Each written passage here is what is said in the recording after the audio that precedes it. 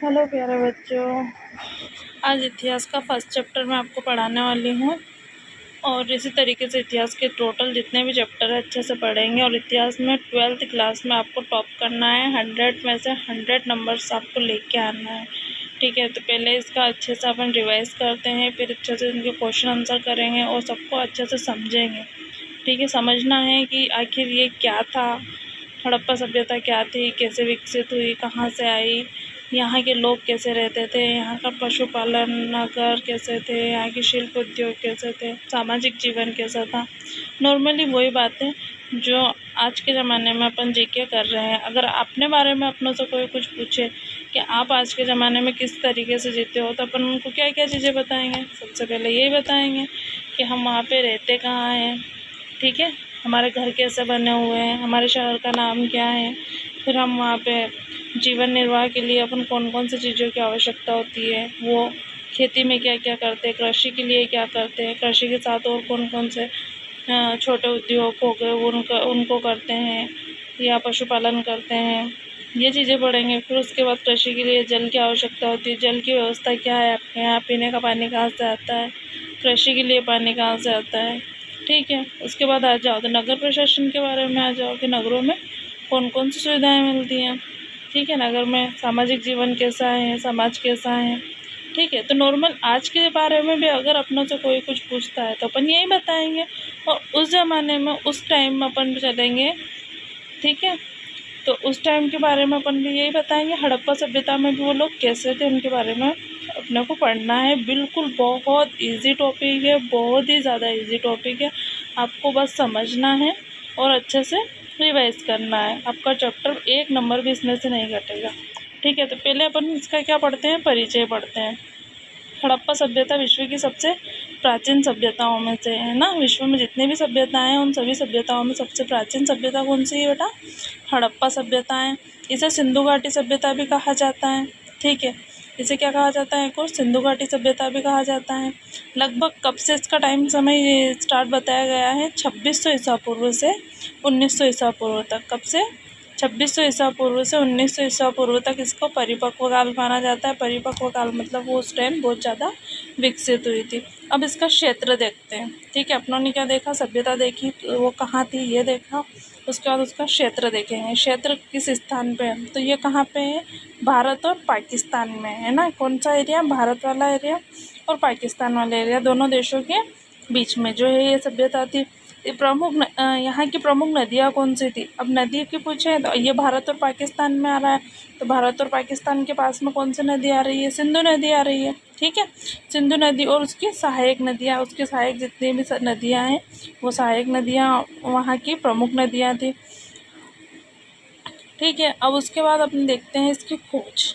हड़प्पा सभ्यता की खोज किसने करी, खोज किसने करी, दयाराम साहनी ने, है ना। हड़प्पा सभ्यता की खोज किसने करी, दयाराम साहनी ने करी थी। कब करी थी, 1921 में। और मोहनजोदड़ो की खोज किसने करी थी, राखल दास बनर्जी ने। मोहनजोदड़ो की खोज किसने करी थी, राखल दास बनर्जी ने। कब करी थी, 1922 में। ठीक है, ये इनको थोड़ा सा याद रखने का है, 21, 22, हड़प्पा, मोहनजोदड़ो। ठीक है,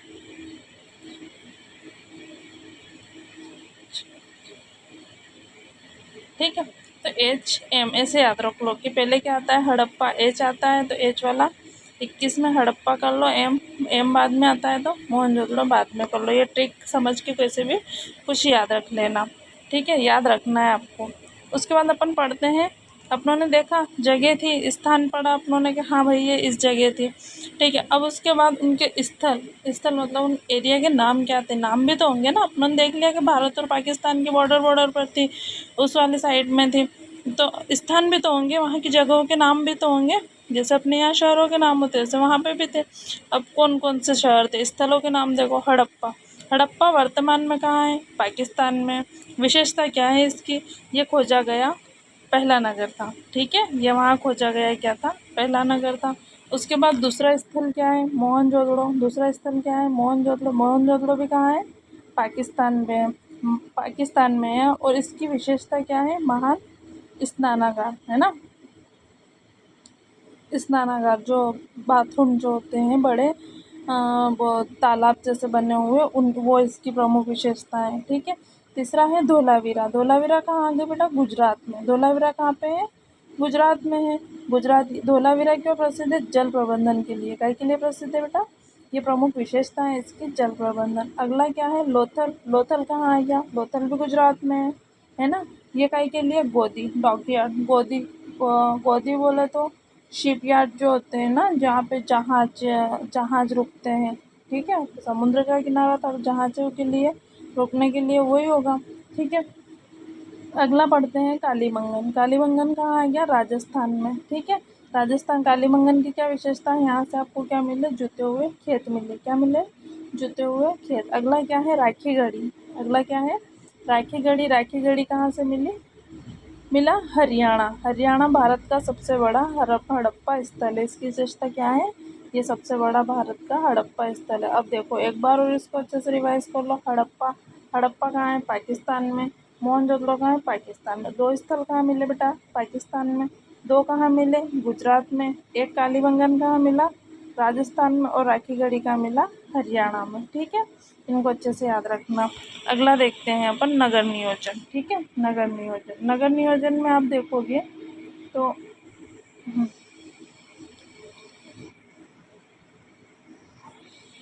नगर नियोजन। नगर नियोजन मतलब टाउन प्लानिंग। नगर नियोजन मतलब आगे नगर कैसे बने हुए थे। ठीक है। आपने देखा, परिचय देखा कि हाँ भाई किस जगह आ गया, फिर देखा स्थलों ने, स्थलों का नाम क्या था। अब उसके बाद देखो उस स्थलों पे था क्या, घर कैसे बने हुए थे, ये भी तो देखना पड़ेगा कि वहाँ के नगर कैसे बने थे। तो वहाँ के नगर कैसे बने हुए थे? बिल्कुल वहाँ के नगर थे सुसज्जित नगर थे। वहाँ के नगर कैसे थे? एकदम सुसज्जित नगर थे। ठीक है। नगर कैसे थे? सुसज्जित नगर थे। और ग्रिड, ग्रिड पद्धति। नगर बनाने के लिए कौन सी पद्धति का विकास इस्तेमाल किया गया था? ग्रिड पद्धति का। काय का? ग्रिड पद्धति। सड़कें कौन सी थी? चौड़ी, चौड़ी सड़कें थी। ठीक है। अच्छी चौड़ी सड़कें थी और उत्तर दक्षिण एवं पूर्व पश्चिम दिशा में थी। कौन सी दिशा में थी? उत्तर से दक्षिण, पूर्व से पश्चिम दिशा में। ठीक है। मतलब क्रॉस बन रहा था। ग्रिड पैटर्न क्या होता है? ग्रिड पैटर्न भी मैं आपको बताऊंगी कि ग्रिड पैटर्न क्या होता है, आगे वो समझेंगे। मकान कैसे बने थे? पक्की ईंटों के। ठीक है। उस ज़माने में भी वहाँ पे क्या बने हुए थे? पक्की ईंटों के मकान बने हुए थे। और जल निकासी की उत्कृष्ट व्यवस्था थी। ठीक है। जल निकासी, घरों से जो बाहर पानी निकलता, नालियाँ बनी हुई रहती थी, उसकी वहाँ पे क्या थी? उत्कृष्ट व्यवस्था थी। नगर के दो भाग थे, है ना? नगर के कितने भाग थे? दो भाग थे। एक दुर्ग था, एक निचला नगर था। दुर्ग, जो होता था वो सार्वजनिक भवन होता था। और दुर्ग में क्या था? महान स्नानागार थे, है ना? और दुर्ग क्या होते थे? थोड़े से ऊंचाई पे बने हुए होते थे। क्या होते थे? थोड़े से ऊंचाई पे, थोड़े से ऊंचाई पे बने हुए रहते थे, इसलिए इनको दुर्ग कहा जाता था। जैसे एक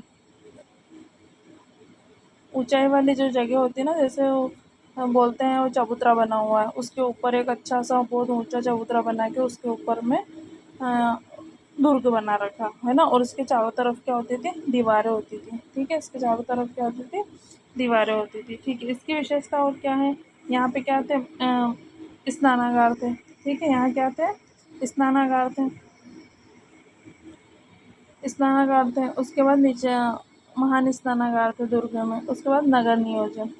नगर में चलते हैं। नगर, निचला नगर जो था वो क्या था? सार्वजनिक लोगों के लिए था, जो गांव के जो लोग रहते थे, बाकी लोग, उनके लिए था। उनमें था मकान था, बाजार था, और क्या था? कार्यशालाएं थी। ठीक है। मकान था, बाजार था और कार्यशालाएं थी। ठीक है। ये सारी चीज़ें वहाँ पे थी। अगला देखते हैं अपन। ठीक है। नगर नियोजन समझ में आ गया? ठीक है। नगर किस तरीके से बने थे ये समझ में आ गया? अगला देखते हैं महान स्नानागार। ठीक है। क्या बोल रहा है अगला? महान स्नान